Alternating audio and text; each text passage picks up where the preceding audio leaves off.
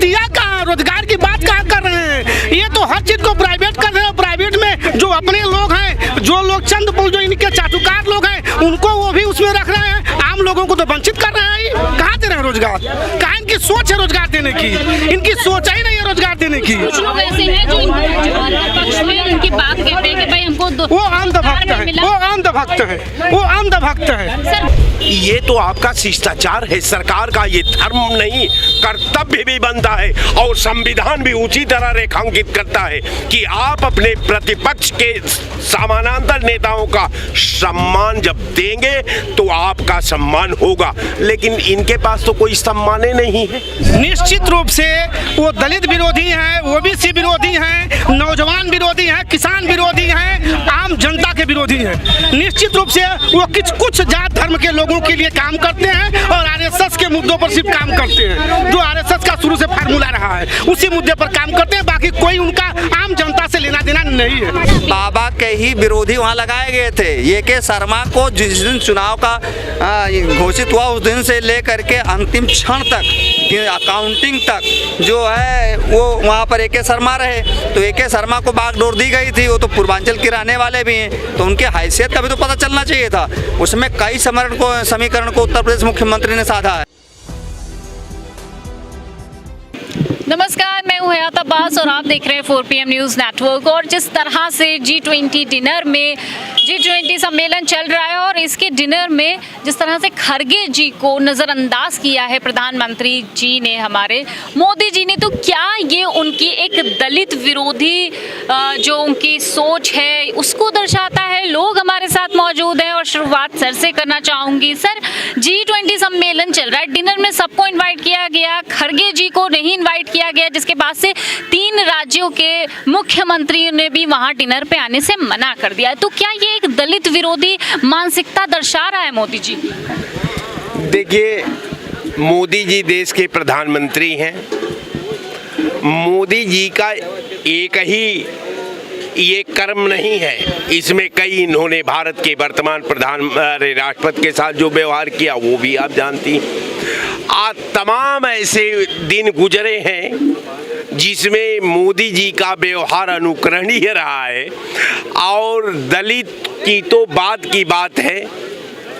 हमको ये लगता है कि या तो वो हर अपना फैसला स्वयं करते हैं या तो उनका फैसला जो टीम करने वाली है, जो उनका आयोजकों का इंचार्ज है, जो आयोजकों का नीति निर्धारण करती है, वो हमको लगता है कि अगर उनके आयोजकों की टीम का जब मैं मूल्यांकन करता हूं तो एक ही नहीं, चाहे वो प्रधानमंत्री पद के हैसियत से जो फैसला हो, चाहे वो मोदी जी के हैसियत का फैसला हो, चाहे वो सरकार का फैसला हो, ये तीनों चूर में चूर मिल जाते हैं। वो एक दूसरे का संकेत देने लगते हैं कि ये प्लान जो है कि कोई अनट्रेंड आदमी ने बनाया है या वो नॉन पॉलिटिकल व्यक्ति ने बनाया है या उसको राजनीतिक पैरे का ABCD का ज्ञान नहीं रहा। मतलब आप ये कहना चाह रहे हैं कि मोदी जी के जो फैसले होते हैं वो स्वयं वो खुद नहीं लेते हैं, उनके फैसले कोई और करते? बिल्कुल। अब आप समझिए कि खड़गे साहब देश की सबसे बड़ी पार्टी का अध्यक्ष भी है, MP भी है, लोकसभा में भी वो विपक्ष के नेता रहे हैं। ये तो आपका शिष्टाचार है, सरकार का ये धर्म नहीं, कर्तव्य भी बनता है और संविधान भी उसी तरह रेखांकित करता है कि आप अपने प्रतिपक्ष के समानांतर नेताओं का सम्मान जब देंगे तो आपका सम्मान होगा, लेकिन इनके पास तो कोई सम्मान ही नहीं है। बड़ी बातें हो रही हैं, G20 हमारे देश में मेजबानी करने का मौका मिला है, क्या हकीकत है इसमें? क्योंकि जिस तरह से पर्दे के पीछे जो सच्चाई छुपाई गई है, तमाम मीडिया उसको नहीं दिखा रहा है, लेकिन कुछ लोग ऐसा हैं जो दिखा रहे हैं, तो उस पे सच्चाई है, कुछ लोगों को छुपाया गया है। क्या दिखाना चाहती है मोदी सरकार, क्या साबित करना चाहती है? ये तो 2024 तक, नवंबर तक उनका कार्यकाल है। अब ऐसे में उस व्यक्ति को जो उसका स्वर्नाश करने पे तुला हो नरेंद्र मोदी का, क्योंकि उसके किसी भी एजेंडे को, किसी भी उसकी बात को वो कामयाब नहीं होने देगा। अभी आपको 2 दिन पहले ही आप लोगों के 4 पत्रकारों को जेल जाने से सीजीआई और उनके 2 बेंच के और लोगों ने या 3 की बेंच ने वो निर्णय लिया कि इनकी गिरफ्तारी पर रोक लगाई जाए। तो मुझे लगता है कहीं ना कहीं सीजीआई, चंद्रचूड़ और ये जो गठबंधन, मजबूत गठबंधन बन के आया है, गठबंधन बन के आया है, वो सरासर पूरी ताकत से सरकार के खिलाफ है। और उसका एक नमूना आपने अभी कल 8 तारीख के नतीजों से भी देखा, किस तरीके से अजय राय ने जिस तरीके से कांग्रेस ने समाजवादी का समर्थन करते हुए वहाँ पे भारी बहुमत से जिताने का काम किया। हम उसे 2024 में भी देख रहे हैं। हम 2024 के परिप्रेक्ष्य में उस गठबंधन को बड़ी मजबूती से देख रहे हैं। और अभी 5 राज्यों में चुनाव है 2023 में, और 1 जनवरी और फरवरी में 3 राज्यों में, यानी कि टोटल 8 राज्यों के विधानसभा चुनाव भी है। तो हमें लगता है ये जो मजबूत गठबंधन की शुरुआत हुई है, ये अच्छे संकेत है। गठबंधन की बात आपने करी है, गठबंधन के बाद जब ये पहली जीत मिली इंडिया गठबंधन को घोसी में, उसके बाद नायडू जी की गिरफ्तारी को आप कैसे देखते हैं? नायडू जी की गिरफ्तारी तो वो उससे जोड़ना या ना जोड़ना मुझे नहीं समझ में आ रहा है, मगर अगर उनके साथ किया गया और जैसा नायडू जी ने का बयान है कि मैंने ऐसा कुछ भी नहीं किया है, तो मुझे लगता है कि ये माहौल बनाया जा रहा है। और नरेंद्र मोदी का ये कोई भी अब तरीका, कोई भी एजेंडा, कोई भी इनकी हरकत इस तरीके की कामयाब नहीं होगी।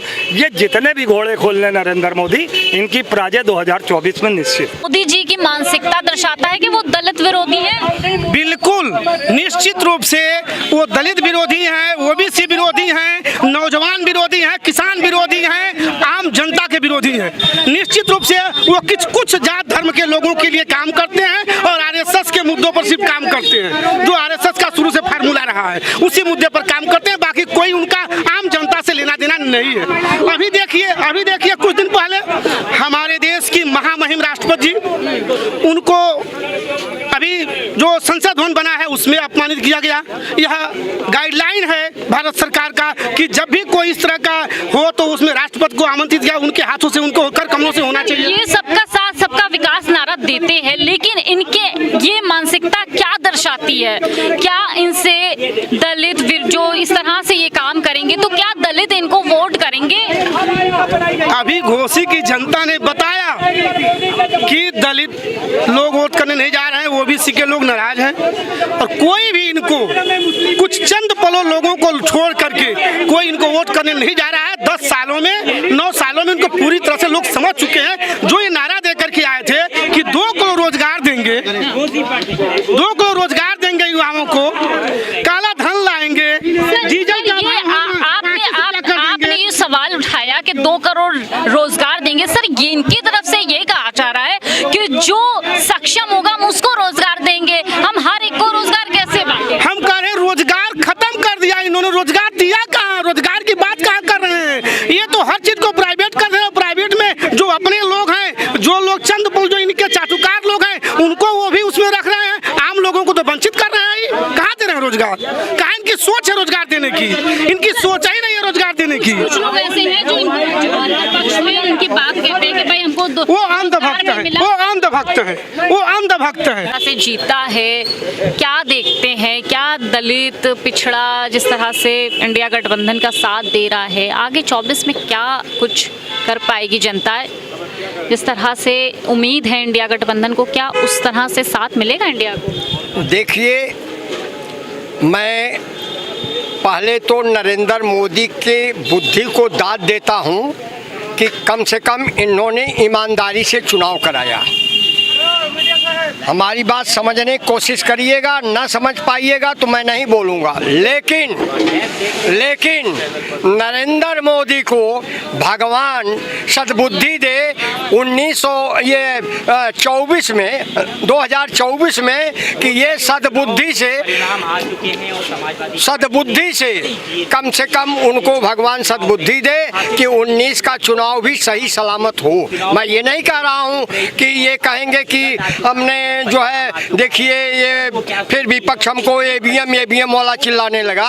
मैं ये नहीं कह रहा हूँ, लेकिन मैं इतना जरूर कह रहा हूँ कि 24 में नरेंद्र मोदी को भगवान सद्बुद्धि दे कि इसी ढंग से चुनाव कराएं तो ठीक है। G20 सम्मेलन में जिस तरह से डिनर पर खरगे जी को ना इनवाइट किया गया है, तो क्या ये मोदी जी की दलित विरोधी मानसिकता को दर्शाता है? जनता इस पर क्या सोचती है, आप क्या सोचते हैं? देखिए, G20 जो समिट हुआ उसकी अगुवाई भारत कर रहा है, इसके लिए हम लोग बड़े प्रसन्न हैं।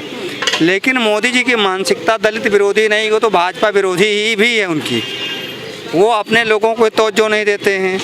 अभी CNBC के एडिटर कह रहे थे कि साहब विदेशी जो चैनल्स हैं वो CNBC विदेशी हमको लगता है, तो वो लोग कह रहे हैं कि मोदी जी G20 की अगवानी नहीं कर रहे हैं, ये तो चुनावी प्रचार कर रहे हैं। तो इसमें कोई ऐसी बात कहने की नहीं है। मोहन भागवत जी कहीं आते हैं, गोलवलकर जी कहीं आते हैं, तो कहते हैं कि भाई दलितों का साथ नहीं देना चाहिए, बड़े लोगों को, जनरल को ऊपर होना चाहिए। जबकि इनकी पार्टी सबका साथ सबका विकास का नारा लगाती है।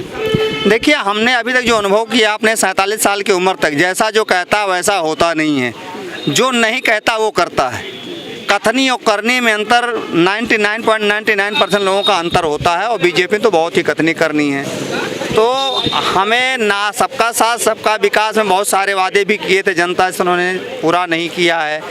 अपने सारे नेताओं को तो दबा के रखते हैं, केवल गुजरात की 2-3 लोग हैं, आपस में वही लोग मिल करके बीजेपी चलाते हैं, बाकी और कुछ नहीं है। मतलब मोदी जी के हाथ में बीजेपी की भागदौड़ नहीं है? नहीं, वही तो मैं कह रहा हूँ। मोदी जी, अमित शाह, स्मृति ईरानी, ये जो गुजरात लाभी इन्हीं के हाथ में है। बीजेपी के कार्यकर्ता कहते हैं उत्तर प्रदेश में कि साहब सेंट्रल से लिख करके एक खर्रा आता है, वो लेके हमें गांव-गांव पहुंचाया जाता है, हम अपनी मर्जी से कुछ नहीं बोल सकते हैं।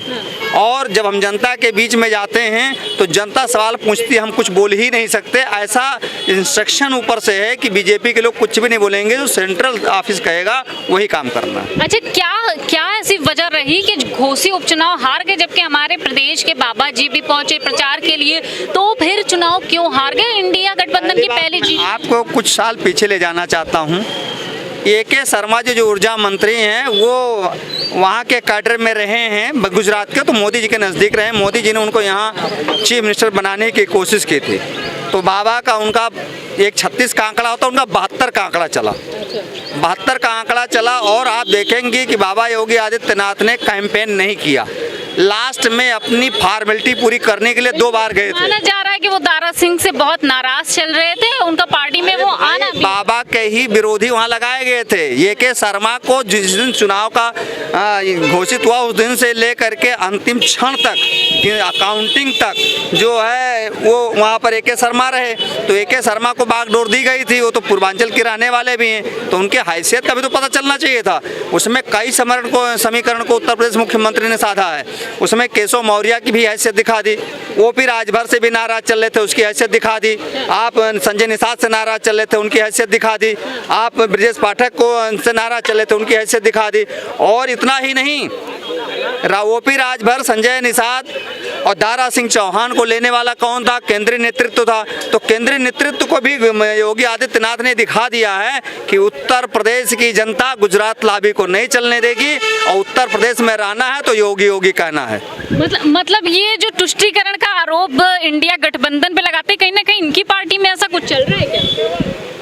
तुष्टीकरण तो है ही नहीं है बीजेपी में, ये खुद की संतुष्टिकरण के लिए होता है। वहाँ जितने नेता हैं खुद की संतुष्टि के लिए जी रहे हैं, बाकी तुष्टीकरण तो है ही नहीं। तुष्टीकरण तो होता है जब हम दूसरे के लिए करें ना, तुष्टीकरण तो अच्छी बात है, और स्वयं की संतुष्टि ये अच्छी बात नहीं होती। तो जनता कहीं ना कहीं अब समझ चुकी है कि मोदी जी की दलित विरोधी जो मानसिकता है उसको दर्शाया है खरगे जी को, जिस तरह से उन्होंने नजरअंदाज किया जी समिट में डिनर पर इनवाइट करने से। कहीं ना कहीं जनता अब समझ चुकी है, और अगर इसी तरह चलता रहा तो जिस तरह से आज अल्पसंख्या अलग हो रही है, तो इसका सीधा फायदा साफ तौर पर इंडिया गठबंधन को मिलने वाला है। कैमरा पर्सन सत्यनारायण के साथ मैं हयात अब्बास, 4PM न्यूज़ नेटवर्क।